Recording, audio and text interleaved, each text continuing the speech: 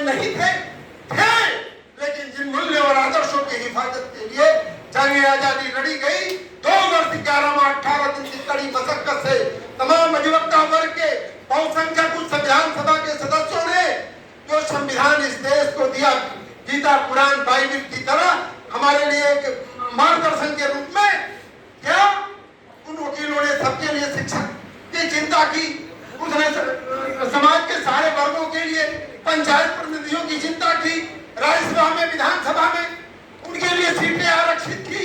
लेकिन उन वकीलों ने बहुमत होते हुए संविधान सभा में सोचने की बात है, वो कभी कल्पना नहीं किए थे।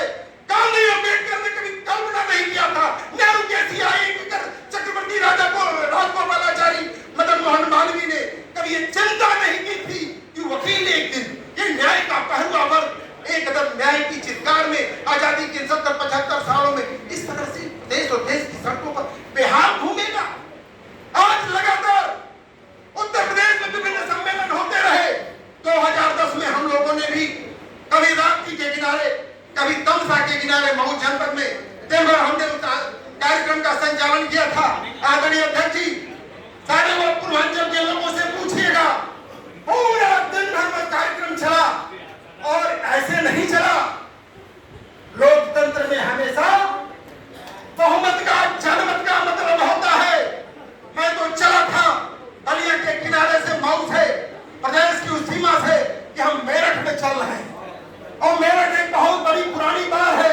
चौधरी चरण सिंह की वह धरती है। हमारे पूर्वांचल के बेटा मंगल पांडे ने वहां से स्वाधीनता आंदोलन में विद्रोह का बिगुल बजाया था। उस धरती को हम सलाम करने चले थे। लेकिन जब ये हम चिंताएं व्यक्त कर रहे हैं तो खुले सम्मेलनों में हमें चिंताएं व्यक्त करनी चाहिए थी।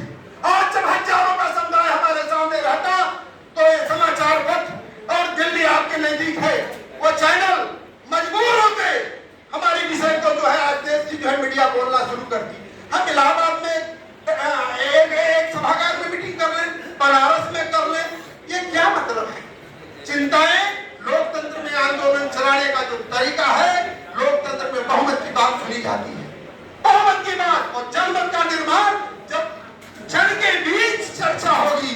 तो आज जो हम इस सभागार में बैठा हुआ एक एक व्यक्ति आदि कट्टा सिंह जी को देखकर जहां हम गर्वान्वित हो रहे हैं, जब ये बैठते 10,000 की 20,000 की भीड़ में तो एक और उत्साह बढ़ता, और वो 20,000 जब इस सम्मेलन से निकल कर जाता तो प्रदेश की एक एक कचहरियां गर्म हो उठती। आज करवाने की आवश्यकता है।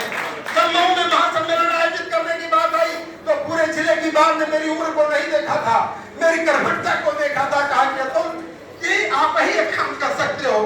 और मैं बिना पदाधिकारी रहते दिन रात मैं बेड पे जो है घूमता रहता था और नंबर खोज खोज के और पूरे प्रदेश की एक एक कचहरी को, चाहे वो गौतम बुद्ध नगर रहा हो, वो हरनाम सिंह जी या देवेंद्र सिंह यारिया रहा हो, चाहे वो आगरा की साक्या रही हो, चाहे मतलब पूरा बलिया से लेकर बाबू देवेंद्र सिंह रहे हो, सारे लोग यहाँ बैठे हैं, चाहे बनारस के लोग रहे, जहाँ के भी एक एक व्यक्ति और बैंड बाजे की धुन में स्वागत होता था। हजारों लोग। अभी राजगढ़ के साथी से स्मृति तिवारी जी सेंट्रल बार का है, कह रहे भाई तिलक का आयोजन जैसे होता है वैसे आयोजन हुआ था। उसका परिणाम निकला कि हम लोगों ने उस जनशक्ति मांगों को लेकर और लक्ष्मण मेला पार्क में लखनऊ की धरती पर महासम्मेलन आयोजित किया। ठीक है कि मऊ के सम्मेलन में दर्जनों जो है बार काउंसिल के मेंबरान थे, लेकिन वहां इतनी उनकी खिंचाई हुई कि केवल एक शंकर सिंह जी को छोड़कर कोई हमारे जो है वहां लक्ष्मण मेला पार्क में नहीं पहुंचा। प्रदेश के तमाम वकील पहुंचे, लेकिन बार काउंसिल के लोगों ने जो है हमारी खिंचाई की, थोड़ा सा भीड़ तो जुटनी चाहिए थी, नहीं जुटी। तब भी कम से कम 10 से 15,000 लोग जुटे थे लक्ष्मण मेला पार्क के किनारे। और जब दोपहर हुई तो लोगों ने कहा कि भाई क्या हो रहा है, अदुल बुलाओ बोला जाए। और बोला गया और हमने यही कहा कि कभी राप्ती के किनारे, कभी तमसा के किनारे और आज गंगा गोमती के किनारे उत्तर प्रदेश का अधिवक्ता समुदाय कौन सा वो मुद्दा है जो सुबह से मुद्दों पे चर्चा की जानी। मैं नहीं समझता हूं कि कोई उत्तर प्रदेश में किसी मुद्दों पे चर्चा करनी अवशेष है। जो ये हमारे 12 सूत्री मांग पत्र है, मैं नहीं समझता हूं कि अब इस पर कोई चर्चा करना अवशेष है। हम कैसे लक्ष्यों को प्राप्त करें। मैंने कहा था कि विनय न मान चरण कर गए 3 दिन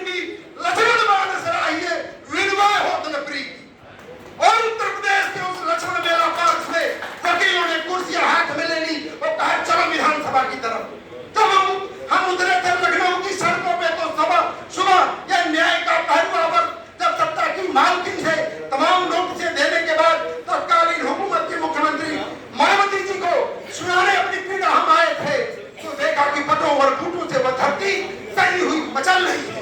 बटों और बूटों से स्वागत करने के लिए उत्तर प्रदेश की मालकिन हमें उकसा रही थी।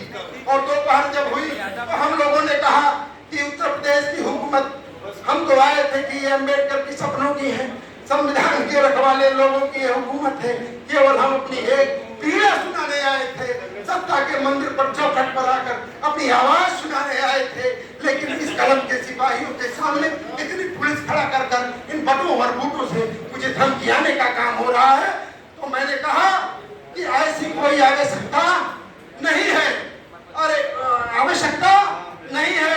पाकिस्तान की हुकूमत को देख लो, वकीलों से टकराया, उसका क्या परिणाम हुआ।